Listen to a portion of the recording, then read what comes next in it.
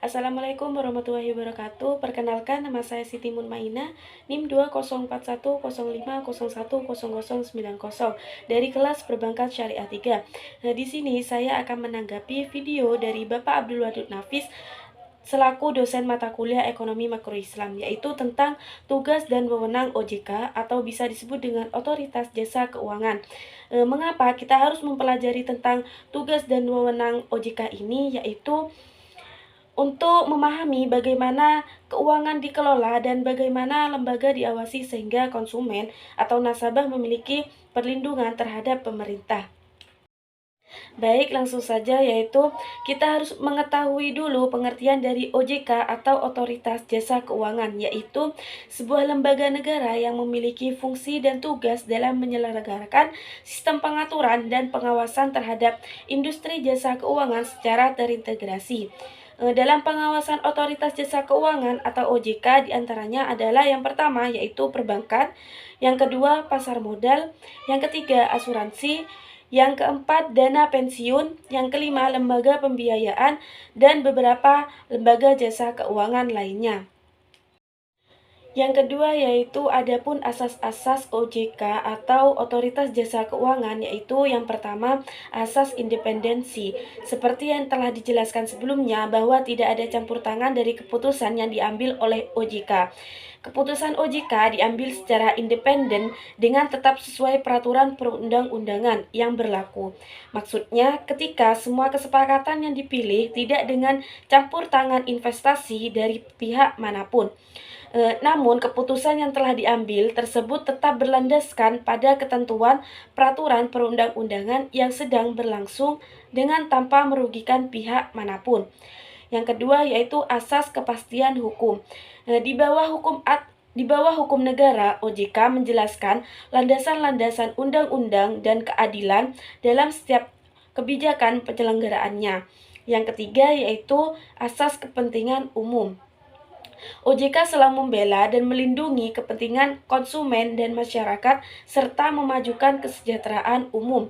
Yang keempat yaitu asas keterbukaan, yaitu OJK membuka diri terhadap hak masyarakat untuk memperoleh informasi yang benar juga dan tidak diskriminatif tentang penyelenggaraan OJK. Dalam artian tidak ada yang tertutup dari OJK kepada masyarakat umum.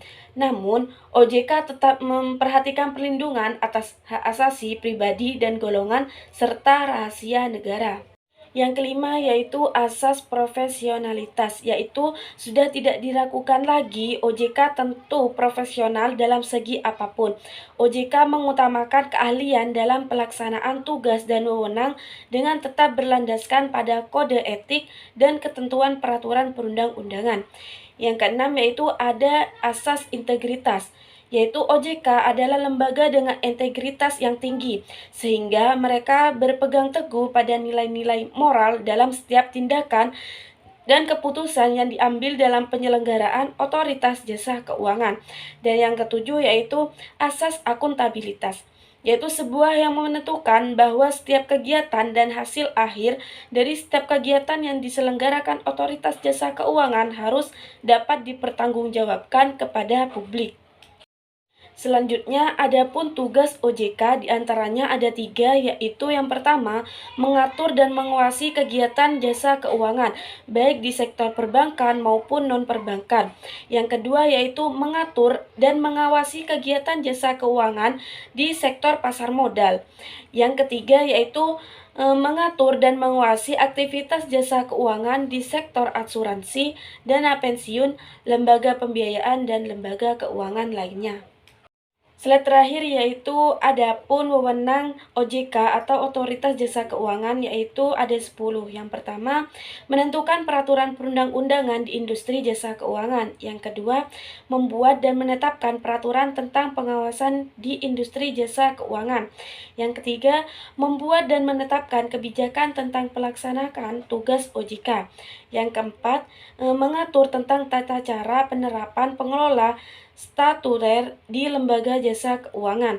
Yang kelima, mengatur tentang struktur organisasi dan infrastruktur serta pengelolaan kekayaan dan kewajiban. Yang keenam, membuat dan menetapkan peraturan tentang tata cara pemberian sanksi berdasarkan peraturan perundang-undangan yang berlaku di sektor jasa keuangan. Yang ketujuh, membuat dan menetapkan kebijakan mengenai tata cara pengawasan terhadap industri jasa keuangan. Yang kedelapan, OJK dapat melakukan pengawasan, pemeriksaan, penyidikan, dan perlindungan konsumen, tindakan dan lain terhadap lembaga jasa keuangan. Yang kesembilan yaitu memberikan sanksi administratif kepada pihak yang melanggar peraturan perundang-undangan di sektor keuangan.